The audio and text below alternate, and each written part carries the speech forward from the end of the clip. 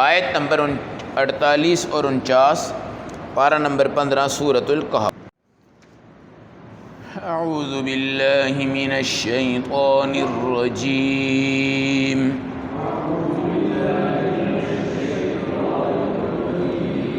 بسم اللہ الرحمن الرحیم۔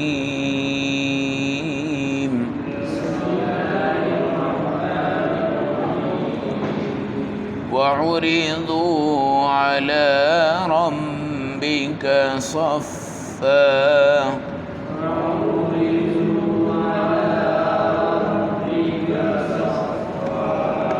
لقد جئتمونا كما خلقناكم أول مرة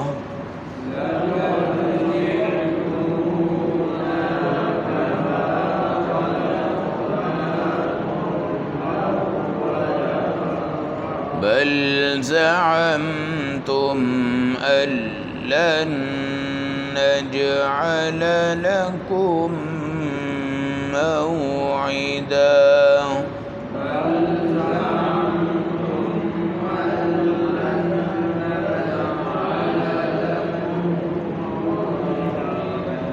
ووضع الكتاب فترى المجرمين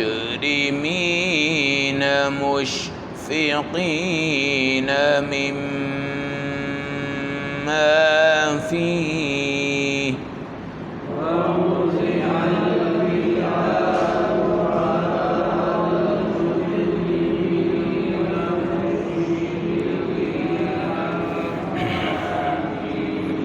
ويقولون يا ويلتنا ما لهذا الكتاب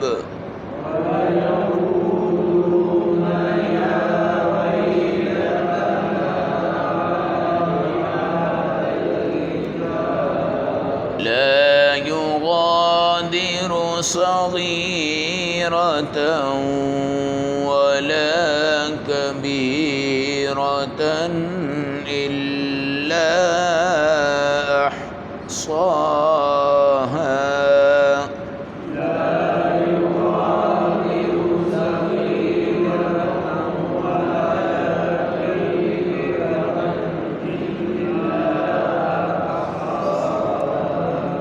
ووجدوا ما عملوا حاضرا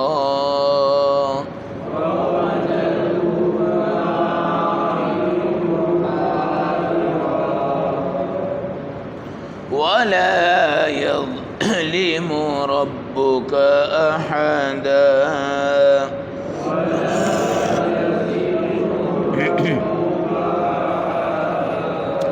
صدق اللہ العظیم۔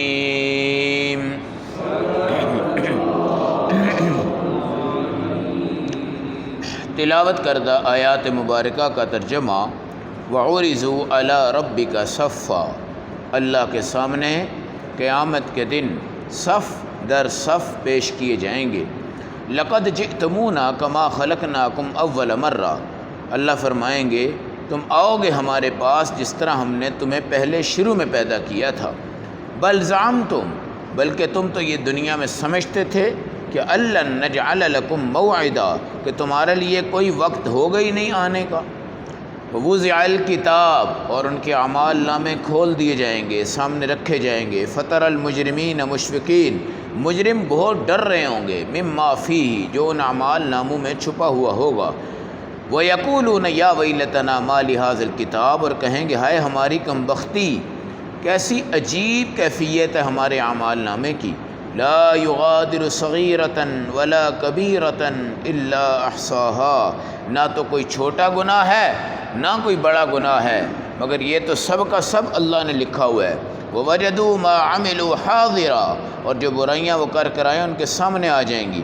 وَلَا يَظْلِمُ رَبُّكَ أَحَدًا، اور کوئی اللہ کی طرف سے کسی پہ ظلم نہ ہوگا۔ حالات قیامت ہیں، حالات قیامت ہیں۔ عرضوا علی ربک صفا، سب پیش کیے جائیں گے۔ جیسے جج بیٹھا ہوتا ہے تو آپ دیکھتے ہیں مجرم ایسے کٹہرے میں آ رہے ہوتے ہیں، اور صف در صف ہوں گے۔ اللہ فرمائیں گے ہم تمہیں لائیں گے اکیلے اکیلے۔ حدیث میں آتا ہے کہ حشر کے میدان میں انسان ننگا ہو کے آئے گا، بے لباس، بے ختنہ، جس طرح پیدا ہوا ہے۔ ہمارے نبی سے پوچھا یا رسول اللہ کیا ایک دوسرے کی شرمگاہ کو نہیں دیکھ سکیں گے؟ آپ نے فرمایا وہ ایسا ہولناک منظر ہے کہ کسی انسان کی کسی کی شرمگاہ کی طرف توجہ یا خواہش یا کوئی چیز دل میں پیدا ہی نہیں ہوگی، وہاں نفس اور نفس کی فکر ہوگی۔ پھر رسول پاک صلی اللہ علیہ وسلم نے فرمایا بعض پاؤں کے بل چلیں گے، بعض اپنے چہروں کے بل چل رہے ہوں گے سزا کے طور پہ، اور اس کے بعد اللہ ان سے کہیں گے تم تو کہتے تھے کہ یہ وعدہ آئے گا ہی نہیں، یہ قیامت آئے گی نہیں، کہ مرنا ہی نہیں ہے، کوئی قبر ہی نہیں ہے، مولوی ڈرا رہے ہیں۔ کون ڈرا رہا ہے جی؟ مولوی ڈرا رہے ہیں، قرآن ڈرا رہا ہے، یہ ڈرا رہا ہے۔ شکر ادا کریں کہ اللہ نے ہمیں عقیدہ آخرت اور اس کے اوپر ایمان 100% عطا کیا ہے۔ کبھی ہم کسی کی موت دیکھتے ہیں تو ہمیں اپنی موت یاد آتی ہے، پھر موت کے بعد کی جتنے جہاں ہیں وہ اسلام والوں کے لیے ہیں، کافروں کے لیے عذاب کے علاوہ کچھ بھی نہیں ہے۔ ہمیں اللہ نے جب قبر میں رکھنا ہے تو قبر کے لیے بھی ہمارا سرمایہ ہے کہ پیچھے والے لوگ ہمارے لیے ثواب اور اعمال ثواب کرتے رہتے ہیں۔ جب وہاں سے ہمیں اٹھانا ہے تو ہمیں نبی پاک صلی اللہ علیہ وسلم کی شفاعت کا سہارا ہے، پھر حضور پاک کے دست مبارک سے انشاءاللہ حوض کوثر کا پانی ہم نے پینا ہے، پھر پلسرات سے بھی خدا کے رسول اپنی نگرانی میں ہمیں پار کروائیں گے، اور اس کے بعد جنت میں ہم اللہ کے نبی کا، اللہ کا دیدار کریں گے، پھر حوریں، پھر نہریں، پھر نعمتیں، پھر مزے، پھر ذائقے، پھر کھانے، پھر یہ تمام چیزیں اللہ کی طرف سے ہیں، اللہ کی طرف سے ہیں۔ اور قرآن نے جس طرح کھول کر جنت کو بیان کیا نا، اس طرح حدیث نے بھی جنت کو بیان نہیں کیا، بہت کھولا ہے جنت کو۔ اور جنت میں ڈائریکٹ اللہ کے وعدے ہیں، لہٰذا یہ شوق پیدا کریں۔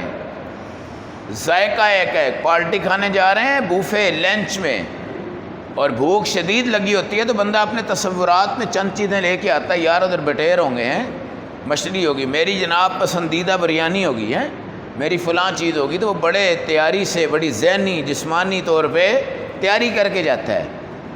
آگے اس کا مثالہ کیسا ہوگا ہمیں ہضم بھی ہونا ہے کہ نہیں ہونا، لیکن جنت کے اندر جو مثال ہے نا وہ ایک ہی ڈکار سے ہضم ہو جائیں گے، ایک ہی ڈکار سے ہضم ہو جائیں گے۔ تو بھائی اپنے اس بوفے کا ذائقہ تو ہمیں آتا ہے اور جنت کا ذائقہ نہیں آئے گا، اور پھر کیا ہوگا؟ ووضع الکتاب، ایسے اعمال نامہ آئے گا سامنے آپ کے، اب کھلے گا۔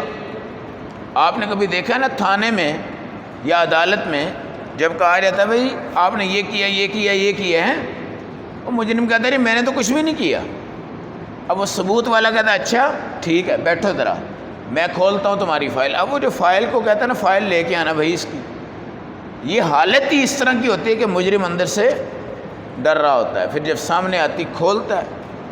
اب اس کے اندر وہ جج ہے، یہ قاضی ہے، یہ جو بھی ہے، اس کی کوئی چھوٹی سی بات ایسی کھول دیتا ہے، وہ کہتا ہے وہ یہ اس کو پتہ ہے، تو اس کا یہ مطلب ہے اس کو سب کچھ پتہ ہے، اس کا یہ مطلب ہے اس کا سب کچھ پتہ ہے۔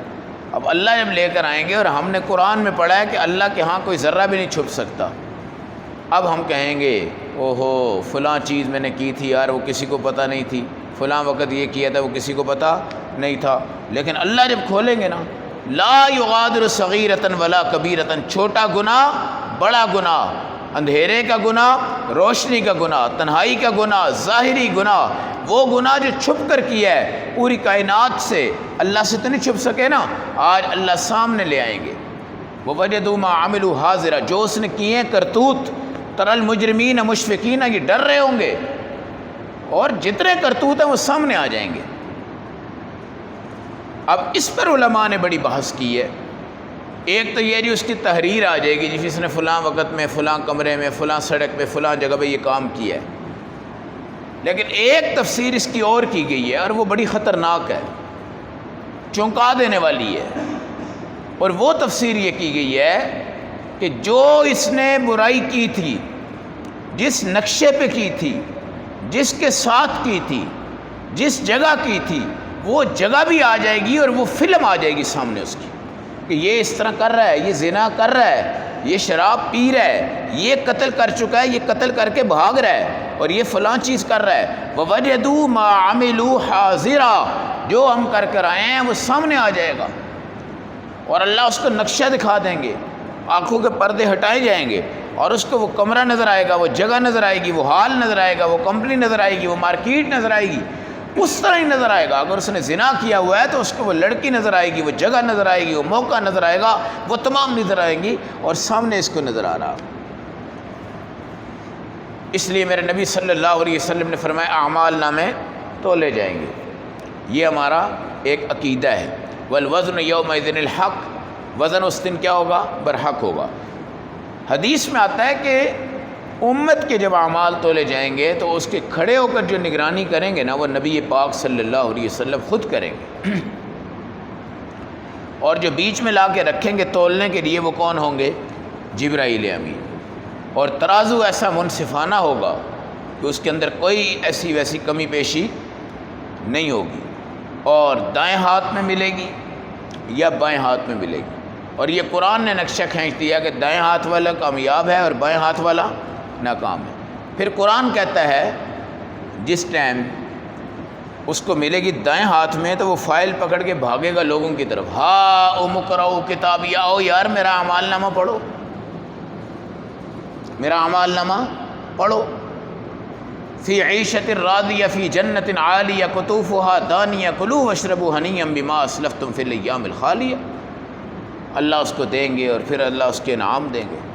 اور جس کو بائیں ہاتھ میں مل گیا وہ کہے گا یا لیتنی لم اوت کتابیہ ولم ادری ما، کاش کہ یہ مجھے ملتا ہی نہ اور نہ میرا حساب ہوتا۔ ما اغنی عنی مالیہ ہلک عنی سلطانیہ، میرا مال کام نہیں آیا، میری دولت کام نہیں آئی۔ یہ تو پولیس کو رشوت دے دیتا ہے، جج کو دے دیتا ہے، قاضی کو دے دیتا ہے، یہاں پہ بچ جاتا ہے، قتل کرتا ہے پھر بھی بچ جاتا ہے، شراب پکڑی جاتی ہے پھر بھی بچ جاتا ہے، زنا پکڑا جاتا ہے پھر بھی بچ جاتا ہے، جو کچھ بھی ہوتا ہے پھر بھی باپ بچ نہیں سکتا، بچ نہیں سکتا۔